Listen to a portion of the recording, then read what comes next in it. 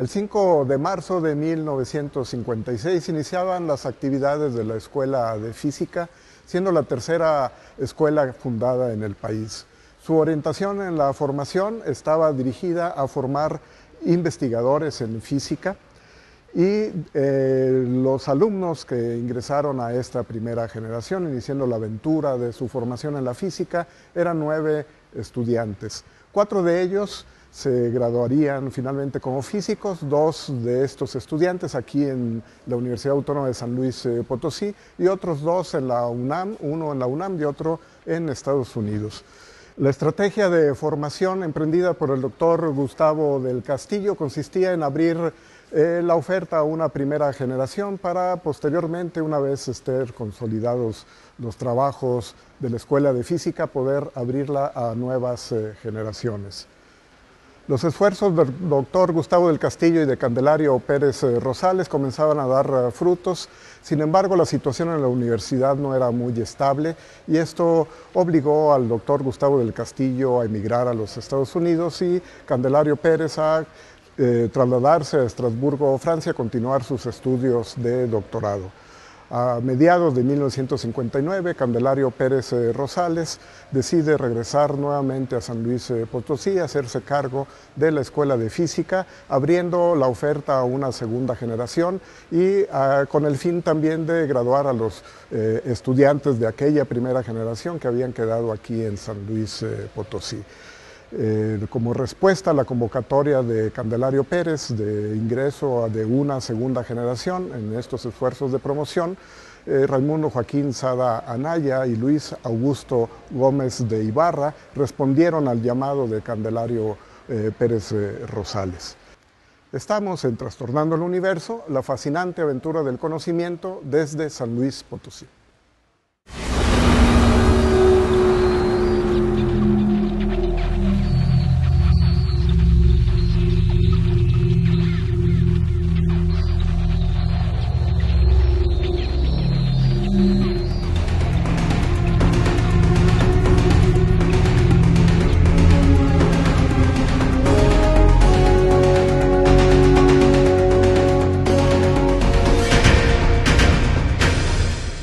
Sada el teólogo y el noble y servicial Luis Augusto, como los define el profesor Candelario Pérez Rosales en su libro Física al Amanecer, que al respecto nos dice Ricardo Díaz Navarro, Alfonso Montalvo Alvarado, Joaquín Sada Anaya y Antonio Torres Gallardo formaron la nueva generación de estudiantes, todos ellos egresados de la preparatoria.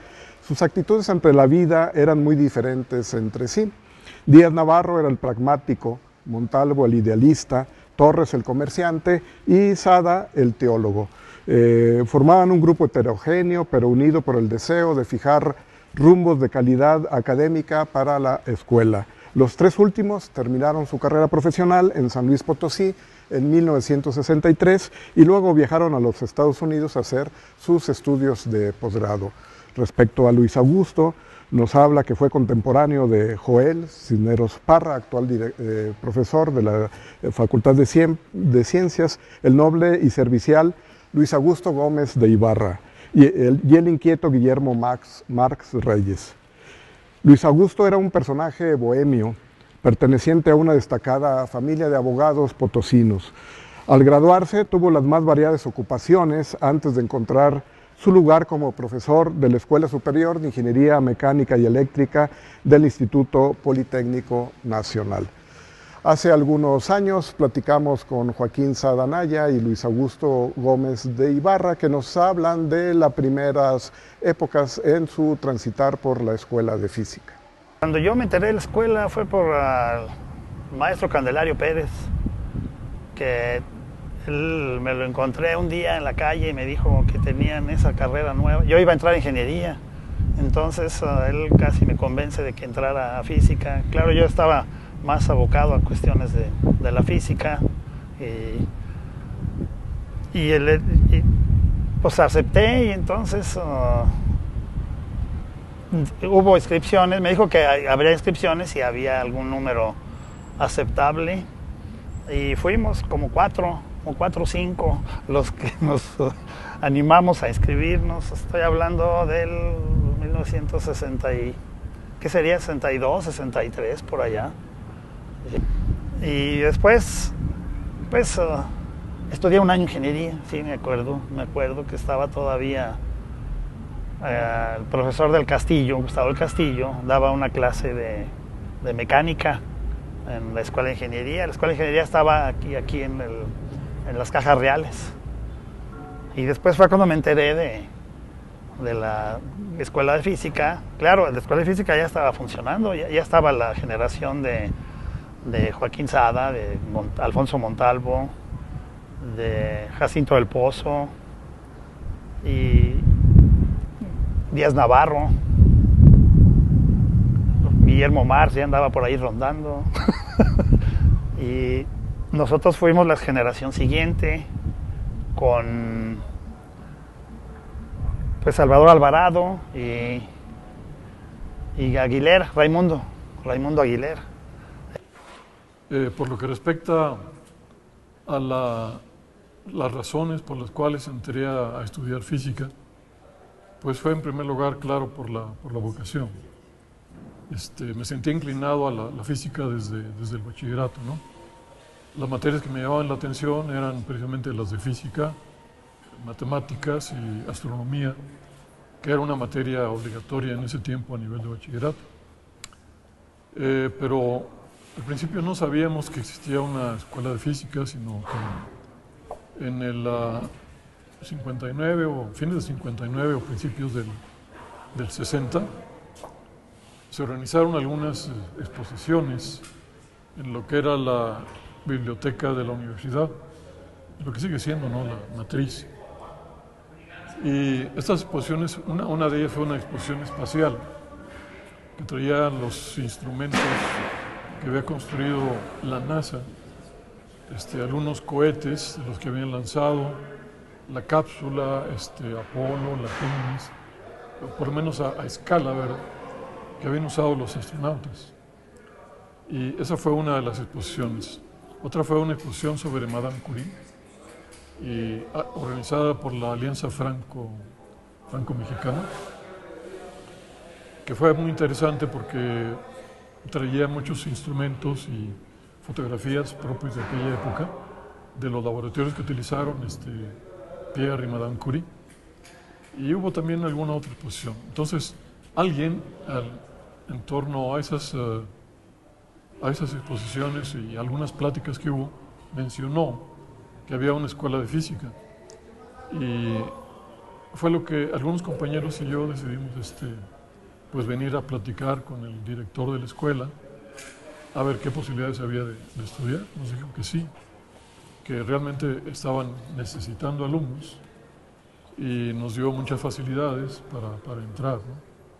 Con la atención de los nuevos estudiantes y la continuación del trabajo de investigación, gracias al apoyo del Instituto Nacional de la Investigación Científica, continuaron los trabajos de Candelario Pérez Rosales, apoyado por los integrantes de la nueva generación que una vez titulados se incorporaban como profesores, Juan Fernando Cárdenas Rivero, Jorge Pérez Morón, así como Alfonso Ledesma y Raúl Nuño, quienes regresaban de sus estudios en Estados Unidos y la UNAM.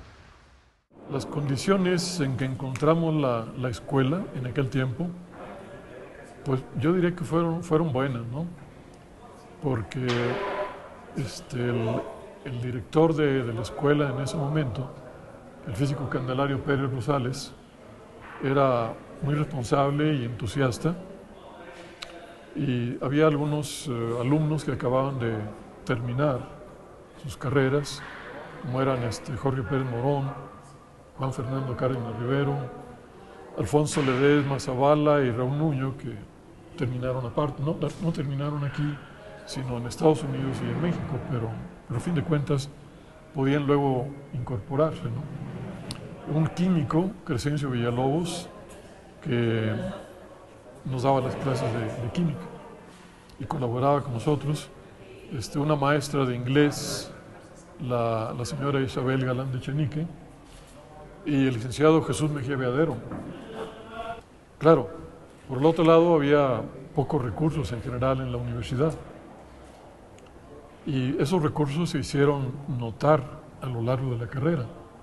Recursos en cuanto a equipo, recursos en cuanto a maestros y en cuanto a laboratorio, ¿no?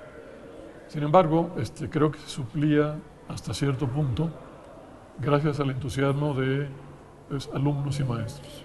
La nuestra fue la segunda generación, porque el doctor Gustavo del Castillo no había querido admitir estudiantes después de la primera, pues simplemente porque no había más recursos, ¿verdad? En cuanto a maestros y en cuanto a tiempo, en cuanto a recursos de la universidad para pagar a los maestros. Así que tenían que salir los primeros alumnos, la primera generación, para poder empezar a hacerse cargo de las siguientes. Y así fue como ocurrió a lo largo de toda la historia de la escuela, ¿no? Así que los años más precarios, por decir así, fueron cuando había grupos muy pequeños, ¿verdad? Entonces, de hecho, el presupuesto, hubo un momento en que no lo querían ya aceptar porque pues, era un gasto muy fuerte, pero gracias al doctor Noyola, que en ese tiempo era el rector, y le decía a Candelario Pérez, le decía Sabio, oye Sabio, y él lo apoyó. Y aparte después vino Juan Cárdenas, que estaba becado ya estaba en Francia, becado, regresó y como maestro, y como que levantó entonces algo la escuela, porque claro, en ese tiempo también se fue Pérez Morón. Sin embargo, lograron construir aparatos a nivel internacional, ¿verdad? Como es la cámara de niebla y el espectrómetro de centelleo, que en aquel tiempo pues era uno de los pocos que había en América Latina. Y ahí se hicieron varios experimentos sobre radiación cósmica y sobre muestras de física nuclear, en desintegración de física nuclear en partículas de gamma y beta, en la famosa Casa de la Risa, ¿verdad? Que en las ferias venía como un cajón en donde se metía y no sé qué hacían ahí, decían la Casa de la Risa, cuando la feria de San Miguelito o la feria de Tequis junto con la ola giratoria, llegaba a la Casa de la Risa, ¿no? Y así se le quedó la Casa de la Risa, el laboratorio de física. Los profesores eran el profesor Alfonso Ledesma, ya murió el profesor hace poco, Octavio Martínez Bravo, el ingeniero, bueno, ya no digo que ya murió porque todos murieron, Cárdenas, de química pues estaba Hernández Gener, que le decían el fósforo, estaba Nuño, Raúl Nuño, que era de las generaciones anteriores, que después se fue al Instituto del Petróleo. Cuando abrió el Instituto del Petróleo, creo que fue en el 67, 66, 67 por ahí, lanzó una convocatoria que necesitaba gente y daba unos sueldos muy altos. Entonces de aquí se animaron casi todos.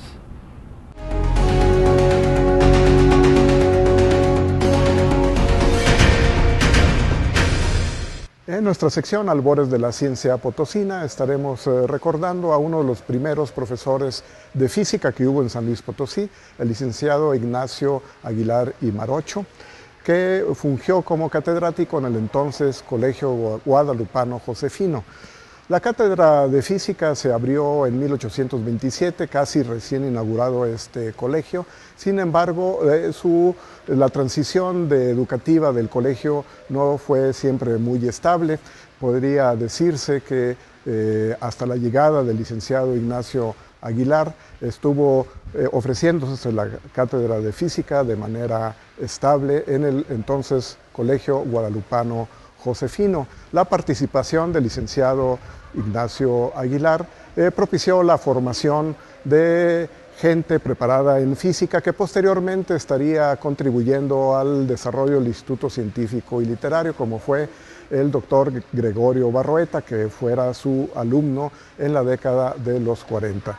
El licenciado Ignacio Aguilar y Marocho nació el 15 de septiembre de 1813 en la entonces Valladolid, hoy Morelia. Estudió en el seminario conciliar de aquella ciudad. siendo sus compañeros Melchor Ocampo y Díaz Bonilla, también licenciados, que tuvieron una destacada participación en el desarrollo de la ciencia, a pesar de ser licenciados. Uno de ellos, dentro de las revueltas entre los grupos liberales y conservadores, llegaron a destruir un gabinete de física que tenía en su casa. La contribución de los licenciados en aquella época fue importante para el desarrollo de las ciencias, en especial para la física aquí en San Luis Potosí. La contribución de Ignacio Aguilar fue sumamente trascendental, pero su vocación o sus simpatías con los partidos conservadores ha propiciado que su contribución no sea conocida en la actualidad. Aguilar y Marocho muere en 1884, ejerciendo ya la profesión de periodista en La Voz de México. Ocupó la silla número 12, siendo socio correspondiente de la Academia Española de la Lengua y miembro de la Sociedad de Geografía y Estadística.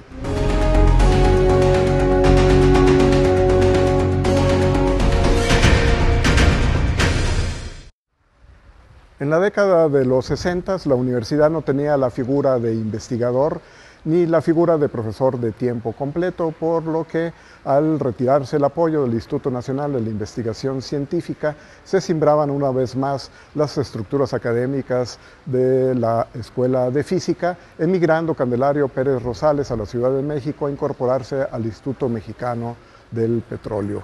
Por su parte, Sada Anaya y Luis Augusto Gómez de Ibarra egresaban de la Escuela de Física y se perfilaban a continuar sus estudios en el extranjero.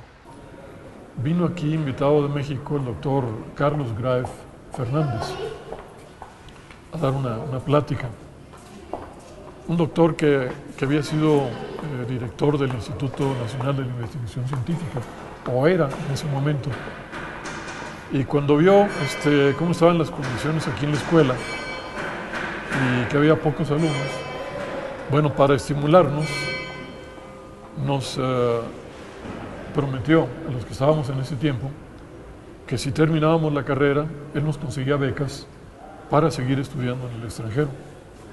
Así que eso nos estimuló bastante, ¿verdad? Y todos los que estábamos en aquel tiempo hicimos lo mejor de nuestra parte para poder terminar y salir a estudiar.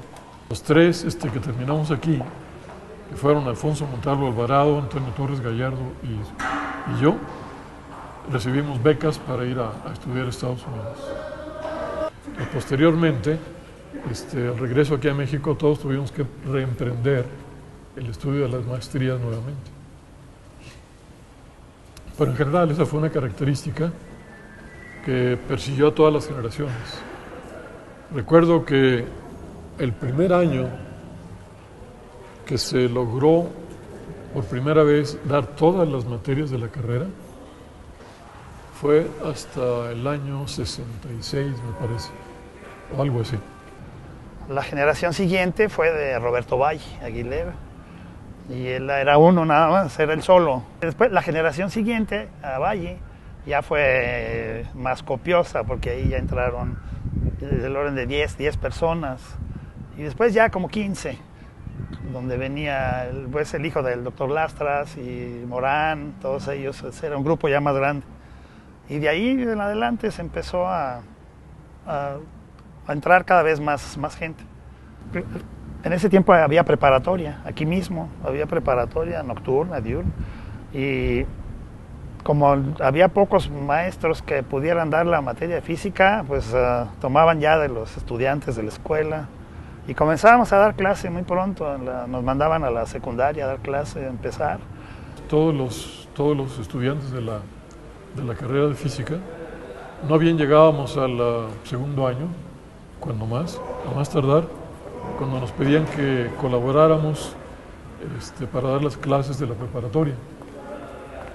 Entonces casi todos nosotros nos iniciamos dando clases en la prepa, a veces en la diurna y a veces en la nocturna, dando clases al principio de laboratorio.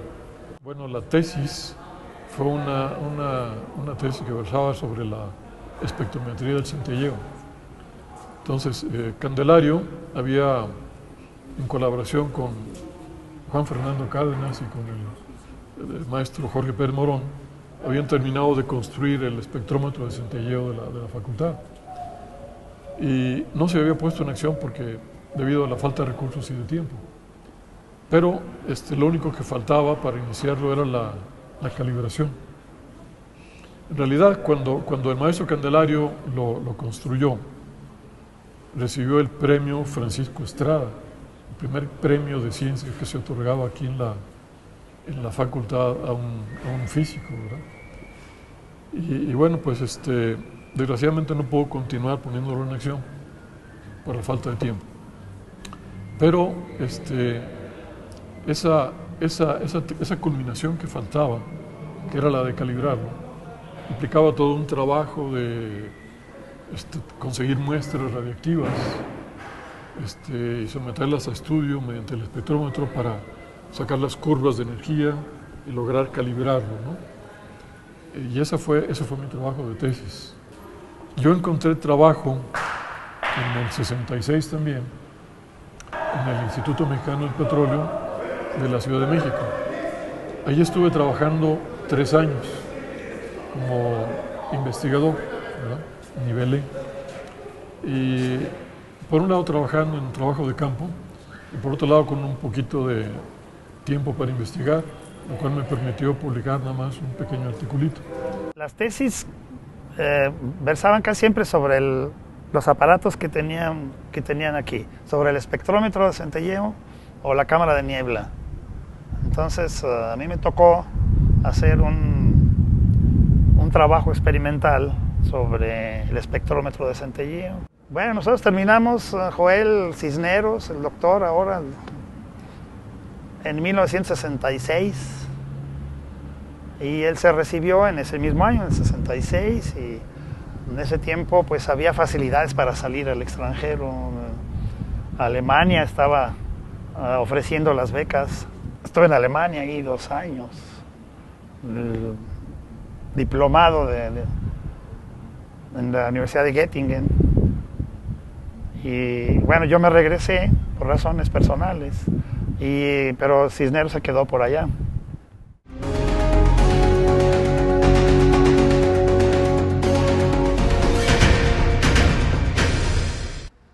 El maestro Sada Iguto, como se les conocía por sus compañeros en la entonces Escuela de Física, se reincorporaban como profesores de la misma.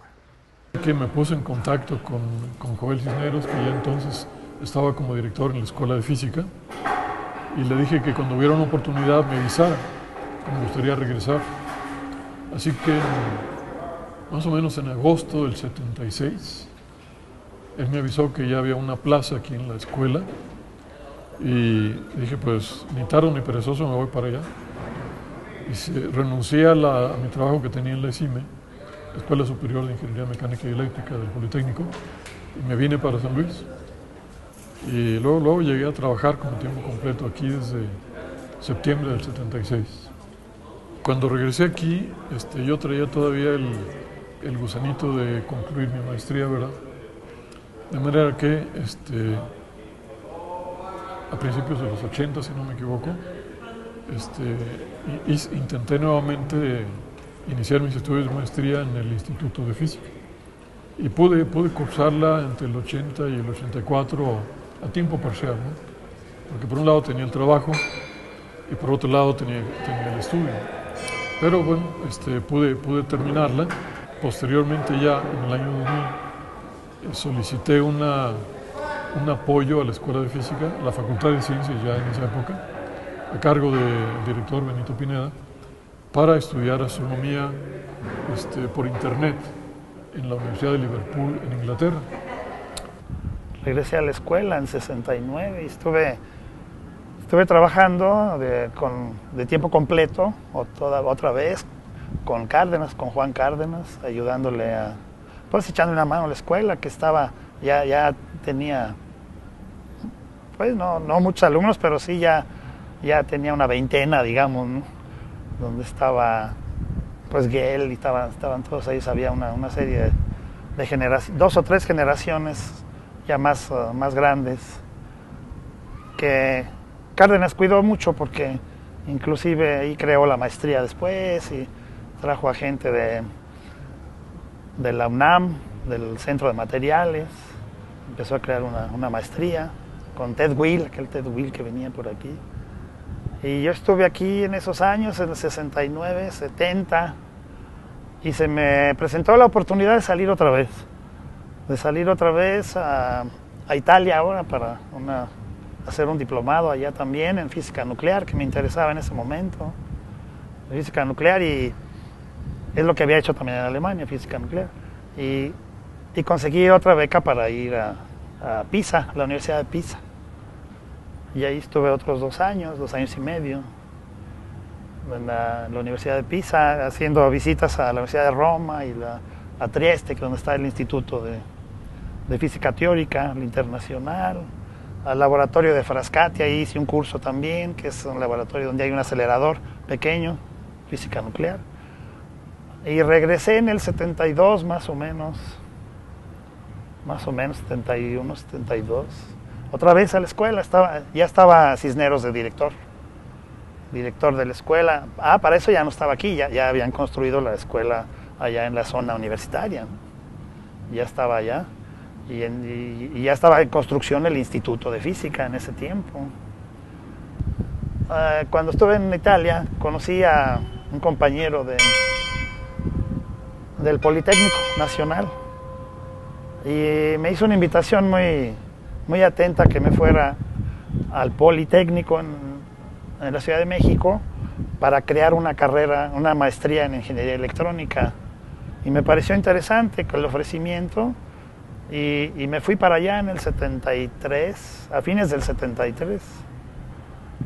Y abandoné la escuela en ese momento y me fui para allá a construir esa maestría, que ahorita está funcionando muy bien. Claro, tantos años después, ¿no? Uno tiene muchas facetas, el humano. De hecho, en mi estancia ahí en el Politécnico, yo aproveché también para estudiar una maestría en Ingeniería de Sistemas. Me interesó los sistemas como una manera de trabajo, la ingeniería de sistemas, la investigación de operaciones que le llaman. Con una labor callada formaron a una gran cantidad de alumnos de la Facultad de Ciencias. Luis Augusto tuvo el privilegio de haber firmado el primer artículo internacional como profesor del Instituto de Física en 1972, mientras que el maestro Sada completó una intensa labor de reflexión que le llevó más de 30 años, reflexionando acerca de la ciencia desde la visión de un físico católico. Al profesor Joaquín Sada lo reconoció el Consejo Directivo Universitario con el nombramiento de profesor emérito de la Facultad de Ciencias. El maestro Sada murió en el 2016. Luis Augusto Gómez de Ibarra actualmente disfruta de su jubilación. Ambos participaron de manera muy importante en el desarrollo de la física potosina.